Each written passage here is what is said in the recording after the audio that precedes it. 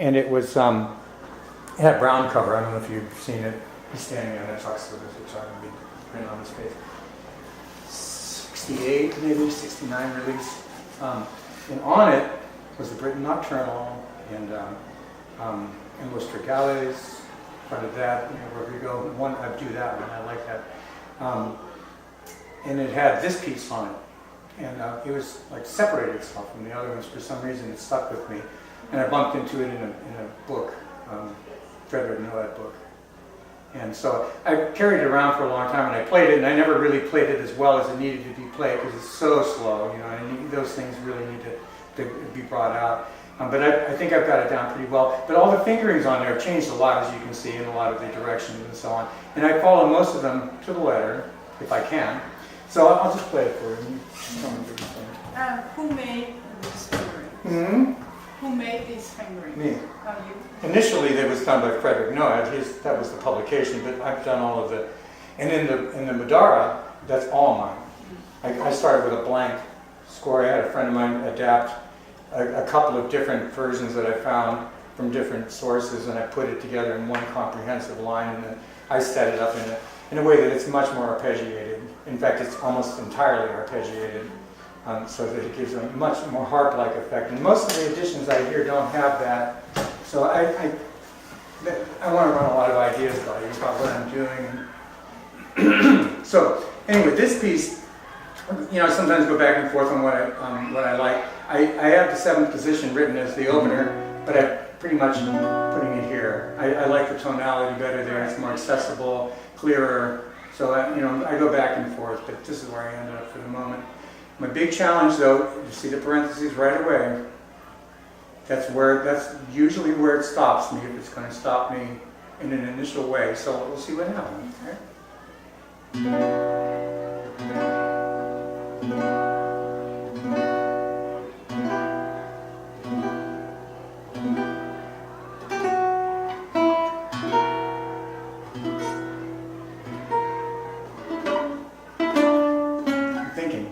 Start thinking, okay? Can I go from the E minor, second?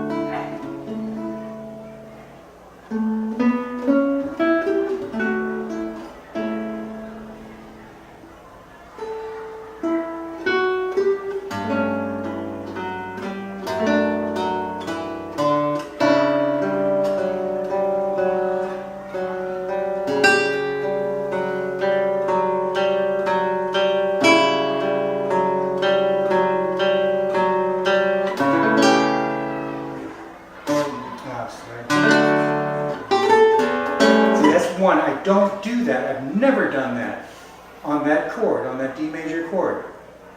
Where does that come from? Those kinds of things, they just jump out at you. And what? If something's wrong, yes, okay.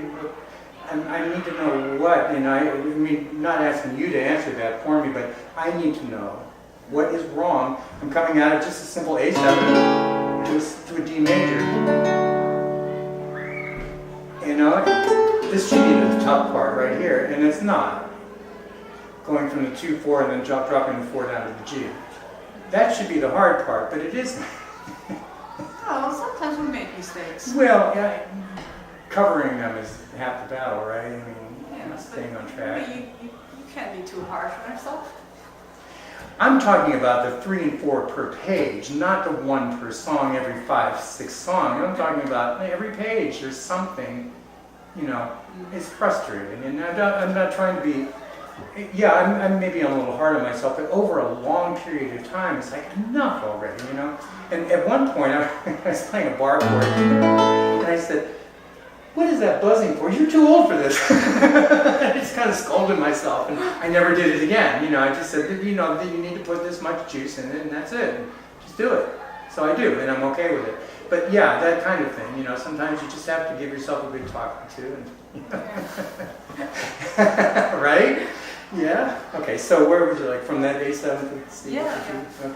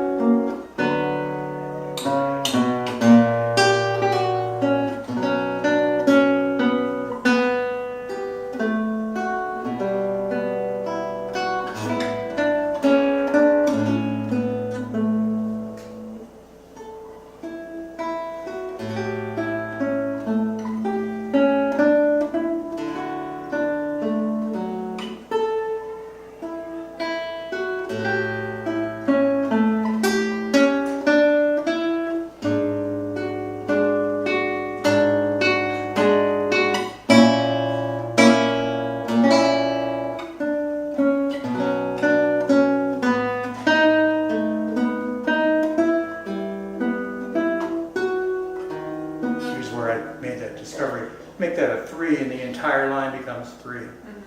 So I'm doing that now.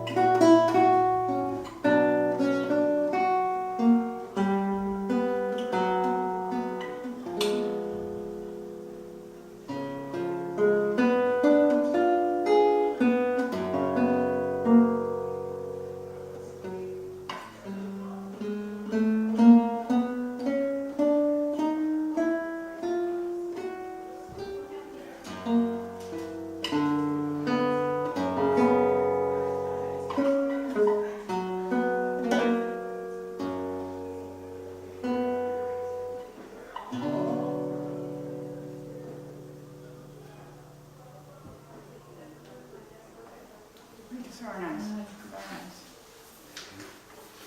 nice. And some of it is, yeah, I agree. Some of it's very nice, and it's worth investigating why some of it is quite so nice. You know, those are my questions always. See, I didn't find so much tension in both your hands. Hmm. That's normally the reason that cause the cramps. But I don't see it here. Well, some of that is because we had the chance to play together prior to this, and we had an hour to sit, and we know one another a little better now. If I just walked into this room and didn't know you and you didn't know me, it would be a different story entirely. You know, and that's, again, performance anxiety.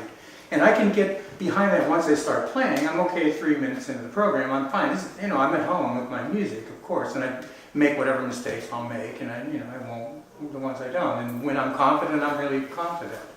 So, and of course the second and third times through are always way better, but we don't get that, right? You know, and I played this thing probably 3 times this morning, you know, and just some scales and some exercise and stuff, but nothing over the top. And I haven't been going over the top in the last 3 or 4 days, only because of the cramping issue, and I haven't been on all last week much. You know, I skipped 3 entire days. You know, sick. I mean, and when I did get back to it, I was like, whoa, you know, you've been there. You know, you try to play when you're ill, and it just isn't working out. You can't think, and your fingers are numb, and you know, things aren't working. You ache in every single place you could possibly ache. Your hair hurts, you know, everything hurts.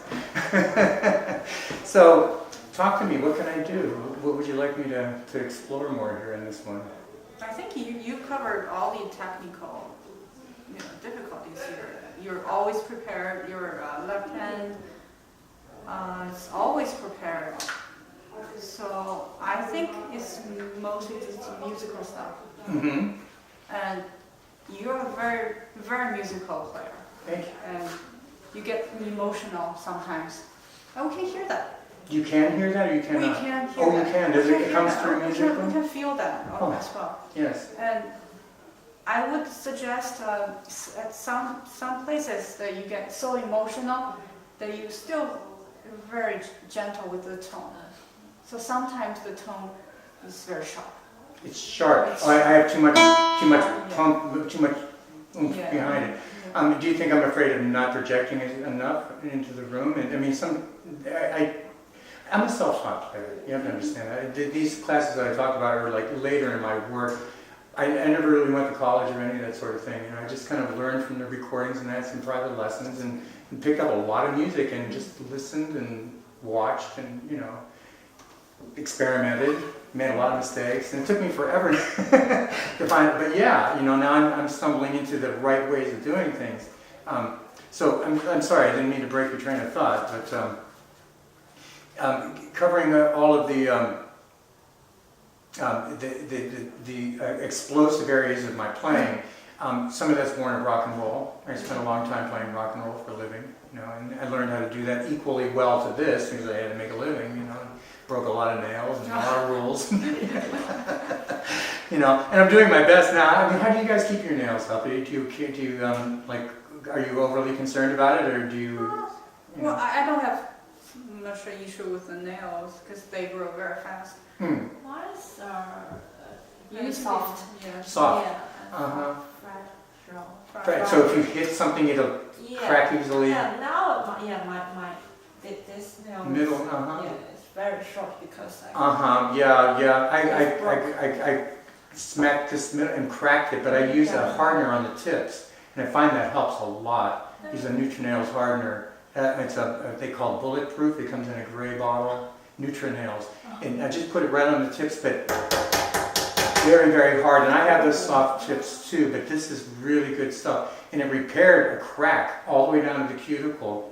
You have to get it almost right away, you know, and just paint it on there and keep up on it. But yeah, that worked out for me. So yeah, everyone's different, and I have these issues with how much nail, how much skin, but I think I found that a long time ago, the happy medium. Chris Parkening likes very long nails that I can't navigate in those waters. And I see you don't really have extra. Do you have long? No. That's very short. Same here. Yeah, relatively short. So you look for a lot of. I'm going to ask you to demonstrate a couple things if you don't mind. But I'd also like to talk about the difference in instruments Is too, and this how. your usual guitar? Yeah, this is the best one I have of my classicals. I have 3 of them. This is the better of the 3. And would you like to look at it and see what you think? I do all my own work too, my own fret work and my own setup work. And Oh, so, I try to take good care of my instruments and stay on top of them. But they're not perfect, but.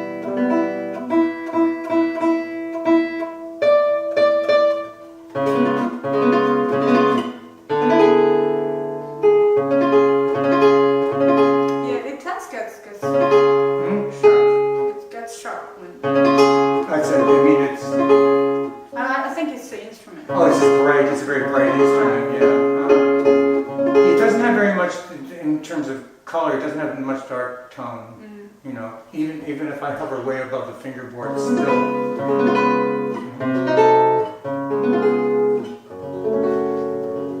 That C sharp 7th chord, I can't do that without pasting my middle finger on top of my index and not have that 3rd string note die. Yeah, that note. You Without have to do that. this? And why? Sometimes sometimes happen to me. Mhm. Because The there's crease no is in the frame. wrong spot. Yeah. Yes. Sometimes So that it's very extra. hard to Do you do that though? Is that okay? Sometimes if I'm free. I don't see you do that much as I watch you perform. So, but you do it occasionally when it's necessary, right? Yeah. I probably don't. I try to. I know you don't. But it's seldom if ever. Because she has more fluff. Well, no, I do. I don't. I mean, sometimes my finger's this far above the fingerboard to get the right strings, and sometimes it's just like you barely touching the 6th. So it depends on what's necessary. But yeah, you find that spot, of course. But that one's a tough one for me. I guess getting through the progression. Yeah, and then getting to the F sharp from there. Major. I think it's a major, isn't it? Yeah. That's A sharp. A sharp. Beautiful song, though, isn't it? Yes. Yeah, it's a tribute, a funeral piece, but I think it's wonderful. I played this at my grandfather's funeral. He was a famous musician in the 30s and 40s with the California Ramblers, a society band. They were really big, very big. Anyway, so that's that. Okay, talk to me if you want. If you have some more. Yeah, I think you need to turn your right hand more inside. Instead of this. I have the old school. Yeah. Turn more. Use your left side. More flash. Especially the A finger. The first string is very bright. Yeah. I can soften it up, but I don't think that's really necessary. I think I need to approach it. Yeah, well, you can just do it by turning the hand.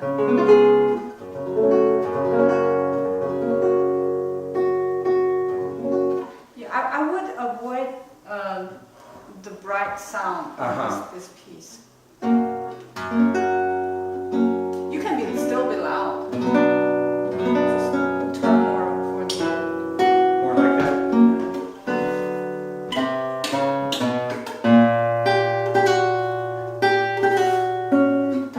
I'm on the second system of page 2.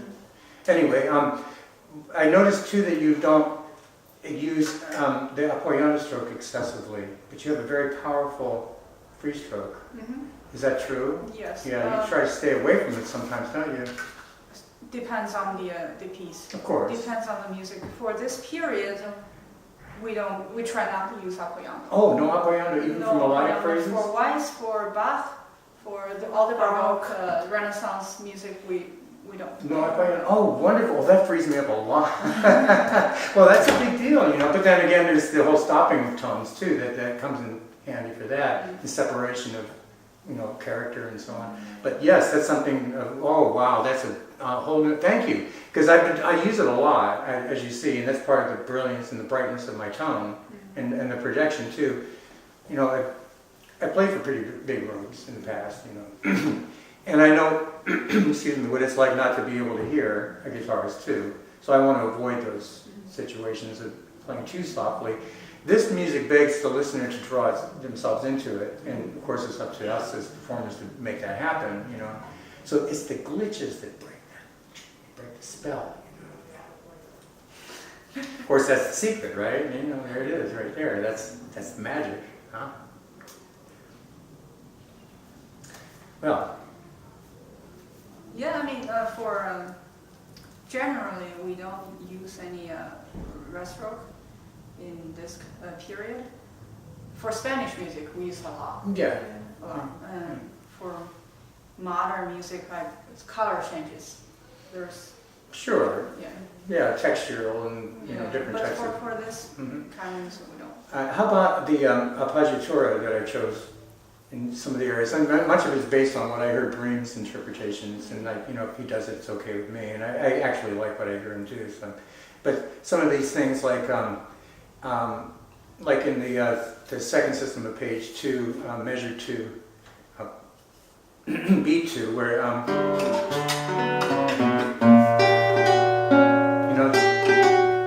instead of and ditching the slurs too, instead of that, That's what. make each note specific, and some places may be appropriate. Yes. Yeah. Okay. Most of them are. Yeah, so I pulled the vast majority, probably 90% of those slurs out, and just kept the information moving right along. So, stylistically, what would you call this in terms of, obviously it's Baroque, it's period, but what kind of a piece is this? It's probably a song. It's a song. It's not a dance form, right? It's not. Not a sarabande or anything, No. you wouldn't call it that. A song? Yeah, it's a funeral song. It's a song, okay, it's just a tribute then, yeah. Okay, that makes sense. So it's kind of a standalone piece, it's really a, Yeah, that's right. and used on that occasion, of course. And, Mhm. yeah, it's a nice piece, very charming, I think. I would also try to keep the rhythm straight. Mm. Because, Okay. Because sometimes you get very I do get very rubato, and I'm playing it like I feel it, but then Julian doesn't do that. He's pretty strict about his tempo too. But it started feeling very wooden, and very kind of blocky and clunky, and I didn't relate to it in that sense of maybe finding a middle ground. Is that appropriate, you think? And keeping it a little loose, but more metric. I totally understand what you're concerned about all the blocking chords. Mm. Try to make it more move with the dynamics. So let the dynamics push the phrase, in other words? Yeah, phrasing. Are my dynamics pretty solid, and you think that the phrasing that I've chosen, and the colors, and the volumes and so on? Yeah. Yeah, just accept some phrases that you tend to go too rubato. Too much time. Point taken there. Phrasing. How about the ends of phrases and retards and those types of things? Should I minimize that and just use that as being more of a pronounced thing? I'm ending a phrase, and that's the first real big change you're experiencing in terms of, tempo fluctuation. In other words, be more suggestive of it as phrases close down rather than interspersing it throughout the phrase. I think to choose some phrases that to slow it down in the end, but not to do with every one. So pick and choose. Yeah, so Be more it doesn't selective. become a habit. Or expected, or Or something. So expected. here's another one. Here's another one. Here's another. Yeah, and I have to watch out for those things. But we get used to it. We hear it that way and think, oh, that's the way it's supposed to go. Yeah. And vibrato is, so speaking of stylistic things, vibrato, and the thing we learned about this period is very narrow. It's nothing wide. And rapid or moderate or slow? Moderate. So slow. something like maybe. I would consider that to be wide.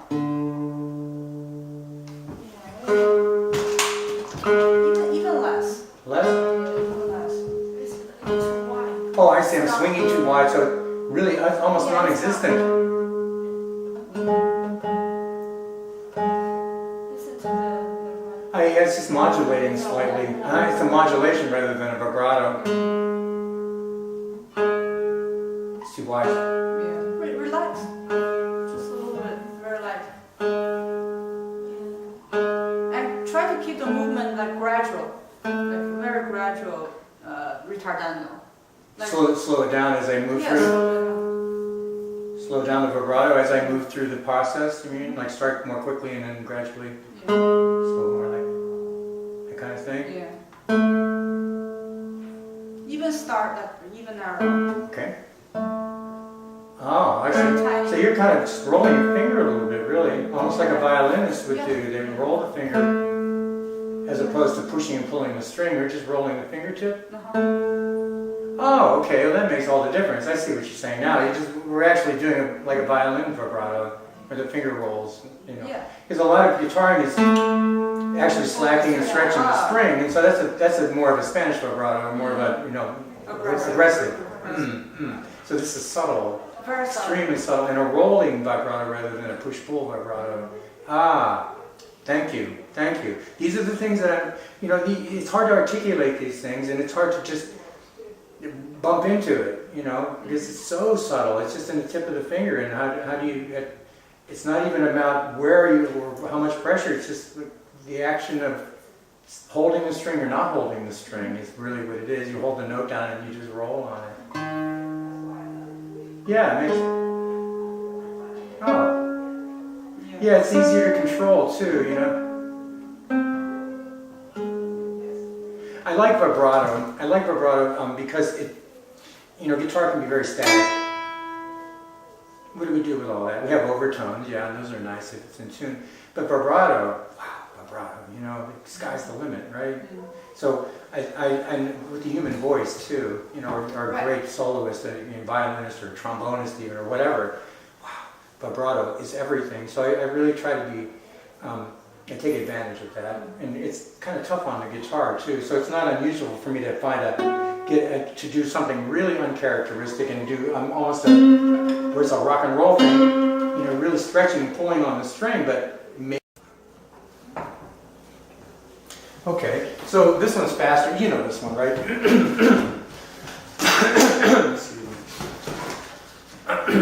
And again, when I put this together, I've wanted to learn this for many years, and I stopped myself because it's challenging, and especially in the tail end of it, it's really fast. Those last 8th note or 16th note runs are very challenging, especially if the rest is done at the tempo, and otherwise it drags all the way through to that point, and we don't want that. So, but I was never happy with some of the way the lines were laid out. They were very scale-like. So I decided that I'm going to go through this with a fine-tooth comb and take each one of those phrases and arpeggiate it the best that I possibly could. So I found, ways of doing that with each one. So this started just late last year, late in 2014, so I'm still kind of getting used to my own idea. Okay, so bear with me. And I'm also working on phrases, and I think you'll find too that a lot of what you're talking about with the right hand, I'm already turning it for some of these things on page 2. I found that the lines work better if I just move my hand this way rather than this way. It just has a better sound and an easier approach to the instrument. So, okay, here we go.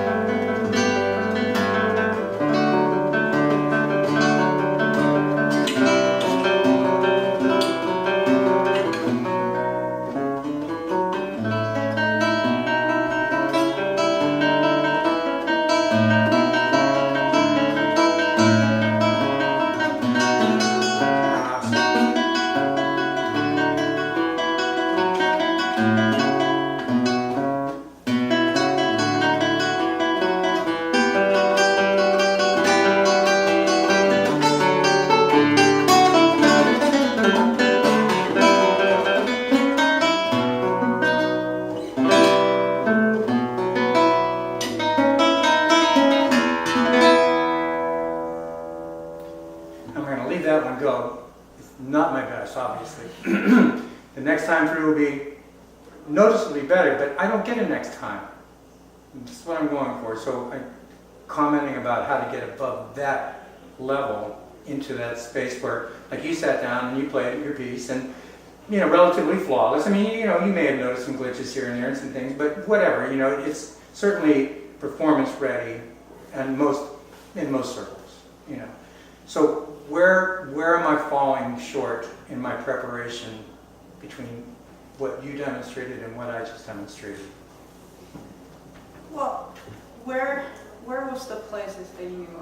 Well, I'm concerned about the ascending lines going, you know, all of those syncopated things, you know, near the end, measure 59, 60, 60 on, you know, and that sort of thing. Some of the, mostly that, and then transitioning into the ending is 72. Yes. Those are big challenges pretty much every time. The modulation is 64, or 63 to 64, you know. That kind of, and I also have a question about that C sharp in 63, or C sharp, yeah, the second one. I'm wondering if that's appropriate in there. I think it's supposed to be there. It sure feels like it. I'm not sure if it shows up in that way, but it's a transitional phrase going into the modulation. It just feels better there. It's the only place that it's syncopated in that way, certainly.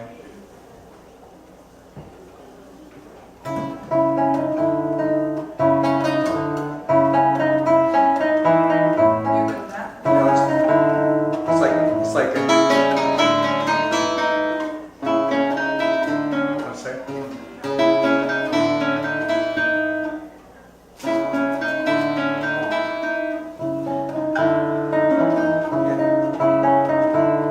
That's a da da da da da da da. It's a straight chord, eight eighth notes in a row.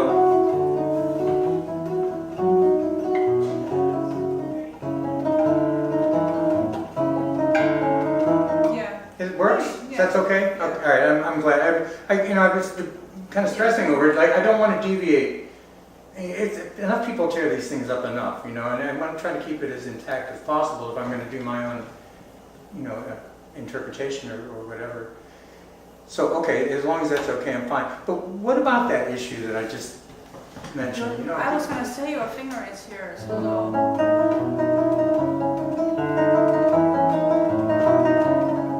but it's all based on a bar, though. If you have, yeah, I'm sorry, I wasn't at that point yet. I'm sorry. You were talking about these fingers.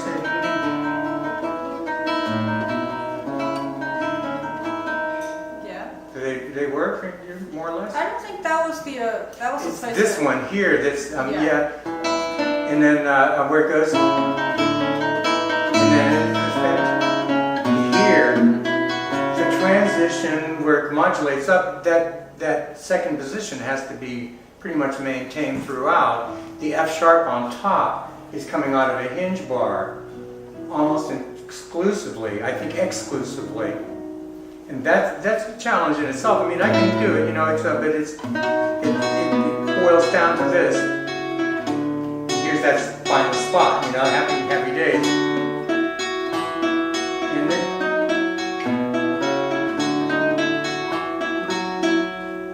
Okay. Okay.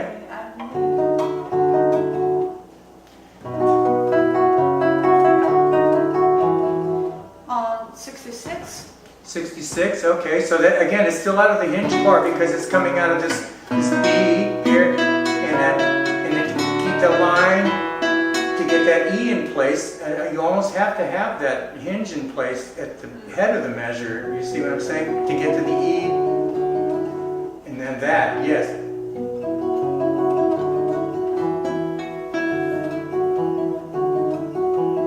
There it is. See what I'm saying? I would not do this. The 4/4. Okay. Well, I don't have a problem. I don't slide the whole position. I just, you know, I'm able to kind of get it up there in time.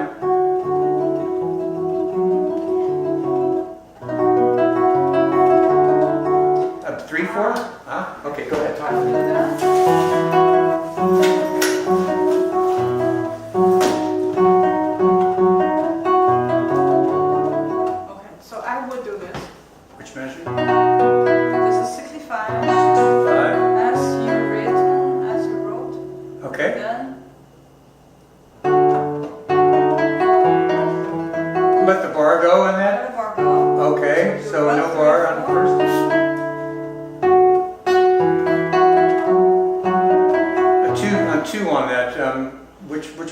2. So we're on 66, let the Six- bar go.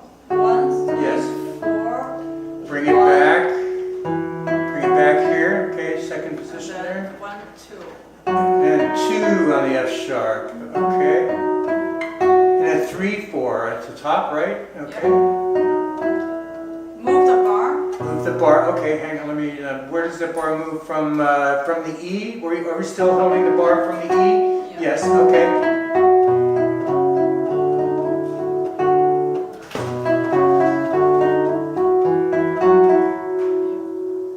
Probably do that.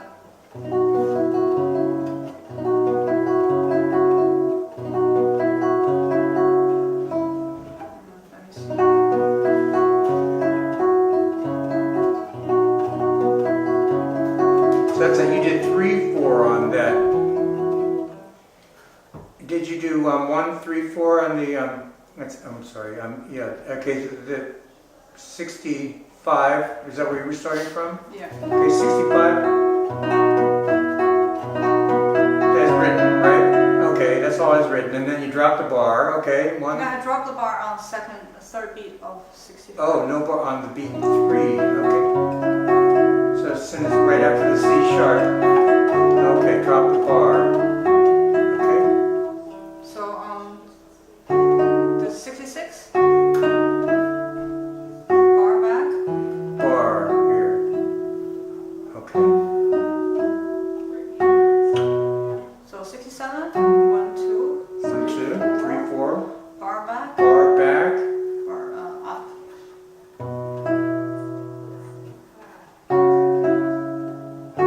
Bar off. Okay, no bar here. Yeah. And then bar back on again at the E, right? Yes. Okay, so it's just a matter of restructuring. No, actually, are we on 68? 68, yeah, so that's a freeloader. Yeah, that's a free running one. 1. Don't even need it, I don't think. Yeah, I guess so. I guess it'd be more smoother, right?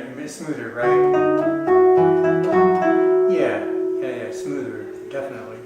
So the bar comes in right at the 4, the second 4. Are you doing 4, 4 on it or 3, 4? Yeah, 3, 4. 1, 3, 4. 1, 3, 4. Bar back. 1. Bar, okay. And that And in the the key. next measure. Use 2 on the G. 2 on the G. And slide 2 back. Yeah. And then the 4, introduce a 4 after that. Okay.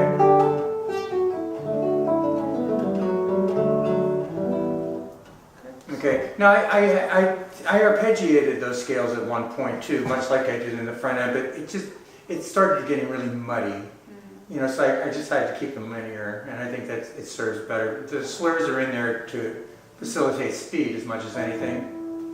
So I'm not sure if it's appropriate or.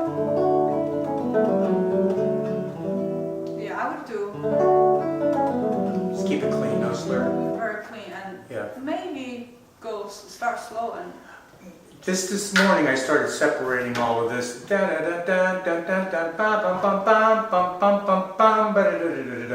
keeping it as kind of a separate idea, that whole ending. And then once I get to the big B major chord there, that's an all new territory. You know, we're coming into the end.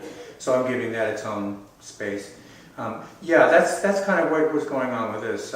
Just a lot of questions about, you know, the decisions I've made. Are there better ones to make? You can see I've done a lot of exploration in this one and trying to find the best I could find for this. And, you know, and I'm doing that with all my work now. I mean, why not, right?